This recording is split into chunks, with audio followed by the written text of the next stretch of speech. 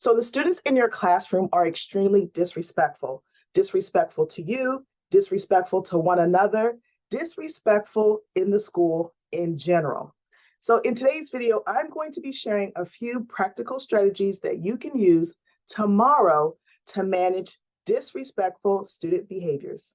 Coming up next.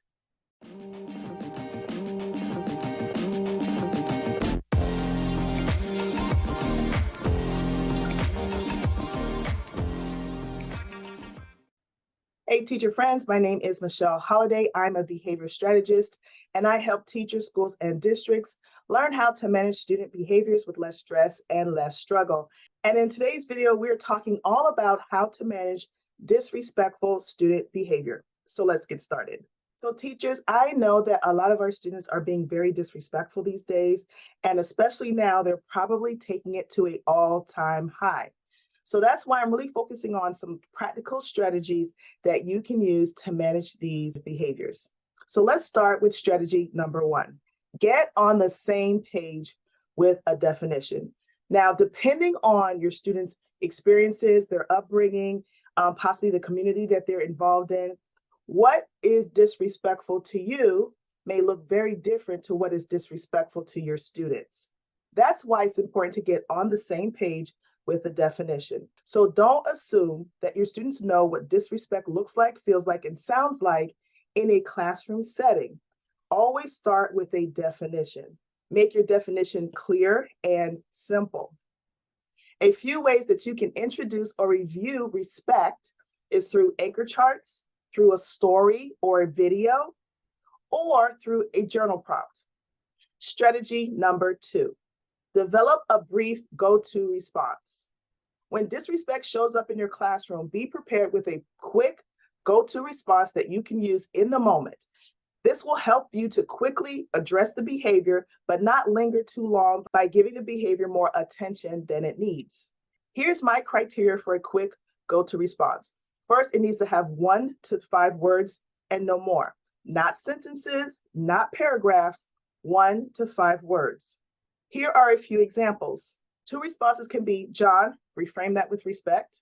Another one could be, try over with respect. Or, address me with respect. Remember, we keep it respectful. The second criteria is that it's something that you use on repeat. There is nothing wrong with repetition when it comes to redirecting student behavior. So often I see teachers who will say something one time, and then because it didn't work immediately, they try to find something else. No, use that quick go-to response, make it brief, but also use it on a regular basis. Be consistent and be frequent. The third criteria is that my go-to response has a solution or a redirection in, meaning it's not just about stop being disrespectful. For me, it's not as effective as start being respectful. So if you're saying something like start with disrespect or be respectful or try it again, immediately it gives them a solution or the new behavior or a new mindset that you want them to take on. Strategy number 3, use your class consequences. I believe that every teacher needs to have a classroom management system that works in conjunction with the school's behavior plan. You need to have a system that helps you operate what is happening within the classroom before going for assistance outside of the classroom. Within your system, you do need a set of consequences. Now, consequences are not punishment. It's not something you do to make the student feel bad. It's not something you do to embarrass the student. Instead, it's an action that you take to discourage or deter the misbehavior from happening again. A few examples of that would be maybe a one-on-one teacher conference, a reflection sheet, or owed time or owed points. Whatever you choose is something you need to have that is ready to implement quickly and hopefully in the moment. Strategy number 4, use your class incentives or rewards.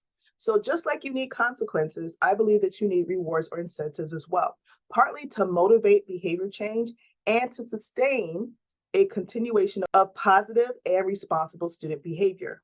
Incentives really help you to reinforce or strengthen the behavior you want to see in your classroom. A few examples of incentives or rewards would be earning points, student shout-outs, positive Post-it notes, and even positive parent phone calls. And let me add this bonus tip: consistency. Consistency is the bow that ties everything together. I had an instance when I was helping an elementary teacher with a particular student, and one of the strategies we used was a desk chart.